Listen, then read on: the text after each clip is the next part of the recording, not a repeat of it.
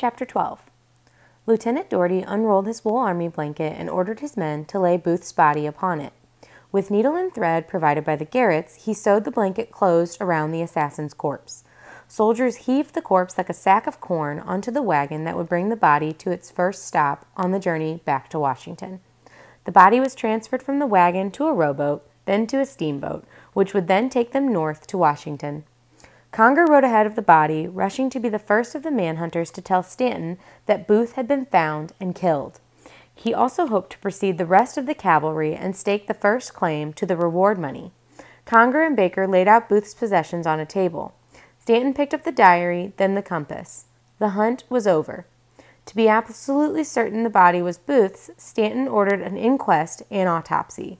A few people were allowed to see the corpse for purposes of identification. The cause of death was easily determined. Gunshot via a single bullet through the neck. Stanton had Booth's corpse photographed.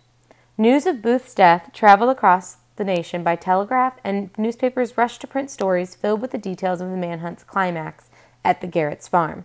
Reporters seeking a great story sought to uncover the final act of Booth's life, the disposal of the assassin's remains. Luther Baker refused to reveal the body's location. After staging a false burial at sea to throw the press off the trail, Booth's body was buried in a simple crate in an unmarked grave at the old Arsenal Penitentiary. His fellow conspirators would soon join him there. Chapter 13. Thomas Jones, Captain Cox, the Garrett sons, and many more were seized and taken to prison.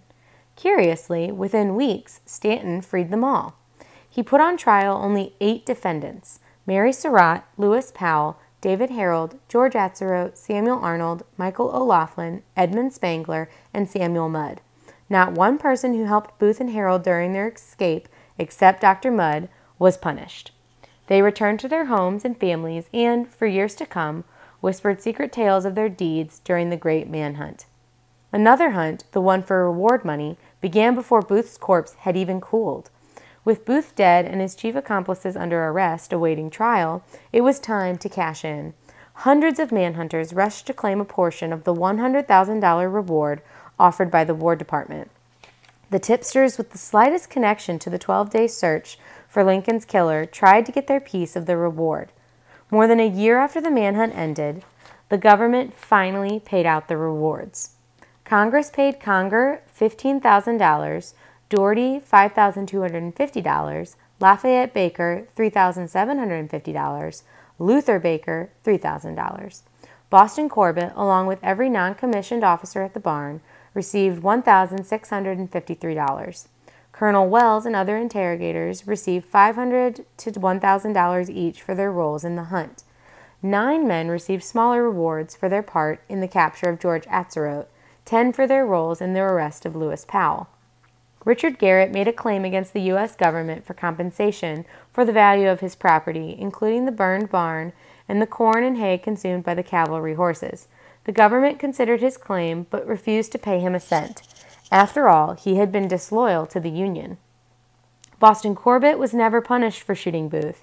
He had violated no orders, and no one could prove his motive with anything other than protecting his men. He enjoyed both fame and notoriety for a brief time. Then he went mad and disappeared. Chapter 14. Trial and Execution. On the morning of July 6, 1865, the clock began ticking on one of the most dramatic events in the history of Washington, the climactic event of the manhunt. It had been 2.5 months since the death of John Wilkes Booth. An officer left the War Department and delivered death warrants to the defendants Mary Surratt, David Harold, George Atzerodt, and Lewis Powell. They would be hanged tomorrow morning. The rapid conviction, sentencing, and execution of the Lincoln assassination conspirators concluded the trial that had lasted through May and June. 4 of Booth's helpers and henchmen, Edmund Spangler, Michael O'Laughlin, Samuel Arnold, and Dr. Samuel Mudd, received prison sentences. Booth was already dead, so 4 of the 8 conspirators who had been put on trial took center stage on execution day. The soldiers in the old Arsenal Penitentiary hurriedly constructed a scaffold, dug graves, and prepared coffins for the 4 convicts. On July 7th, the prisoners were paraded onto the scaffold. The condemned were bound and hooded.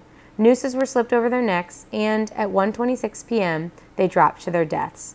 Lewis Powell, David Harold, and George Atzerodt reunited in the grave with John Wilkes Booth, together again as they had been that terrible evening of April 1865 when the chase for Lincoln's killer began. Epilogue. In 1869, President Andrew Johnson released the body of John Wilkes Booth to the assassin's brother Edwin, who had him buried quietly in the family plot at Greenmount Cemetery in Baltimore, Maryland. He lies there still, but no headstone marks his grave. Edwin Stanton continued to serve as Secretary of War during the difficult times of Andrew Johnson's presidency. Johnson tried to fire him, but Stanton refused to surrender his War Department offices. General Ulysses S. Grant became President Grant in 1869 and nominated Stanton to the Supreme Court. Sadly, Stanton died before he could join the court. Secretary of State William H. Seward and his sons survived their wounds.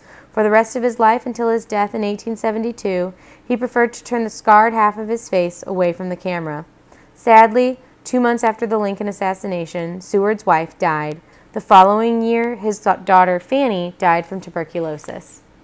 Clara Harris and Henry Rathbone married, but 18 years later he went insane and murdered her, using a gun and knife, the same type of weapons Booth carried the night he killed Abraham Lincoln. Thomas Jones kept the secrets of the pine thicket until, almost 20 years later, he told his tale to a writer. He later wrote his own book about his adventures with John Wilkes Booth. Lafayette Baker also published a book about the manhunt, exaggerating his role in the chase for Booth. He died in 1868. John Harrison Surratt was eventually tracked down through Canada to Europe, where he served under a false name in the Pope's army. He was chased to Egypt, captured, and in 1867 brought back to America for trial. In 1868, after a trial failed to reach a verdict and charges were dismissed, he was released, a free man, but he earned the reputation of a coward who had abandoned his mother to die. Dr. Samuel A. Mudd was imprisoned in Florida, but his sentence was commuted by President Johnson, partly for assistance during an outbreak of illness in the prison. He returned to his farm in 1869. Before he died in 1883, he confessed to Samuel Cox, Jr. that he had known all along that the injured stranger at his door was John Wilkes Booth. Ford's Theater, restored in the 1960s after serving as a government office building, lives again as a museum and working playhouse. Presidents come here again to attend plays, but out of respect for Abraham Lincoln, none sits in the president's box. The restoration of the theater was meant as a tribute to Abraham Lincoln, but Ford's has also become a memorial to his assassin. If Booth could return today to the scene of his crime and visit, as 1 million visitors do every year, the Basement Museum at Ford's, he might conclude from what he found there that it was again April 14, 1865. He would find preserved in climate-controlled, shatterproof display cases the prized relics of the assassination, the original door to the president's box, its peephole still luring curious eyes, his revolvers and knives, the carbine Booth and Harold picked up on their midnight run to Surratt's Tavern, his whistle and keys, photos of his sweethearts, his pocket diary, its pages still open, as if awaiting another entry, his Derringer pistol, and, resting in its velvet-lined box, his pocket compass, which guided him during his dangerous days on the run. John Wilkes Booth did not get what he wanted. Yes, he did kill Abraham Lincoln, but in every other way, Booth was a failure. He did not inspire the South to fight on, prolong the Civil War, or win the battles the Confederate armies had lost. He did not undo the Emancipation Proclamation and revive slavery. And yet we still remember Booth to this day. But he is not the hero of the story. The real hero is Abraham Lincoln and the principles for which he lived and died: freedom and equal rights for all Americans. If Ford's Theater is Booth's place, then across the street there is a memorial to Abraham Lincoln, but many people do not even know it exists. Few visitors to Ford's cross 10th Street and climb the stairs to the Peterson House. If you go there today, you can walk to the tiny back bedroom and stand in the same place where Lincoln's family and friends once stood around his deathbed, bidding him farewell, but vowing to continue his unfinished work.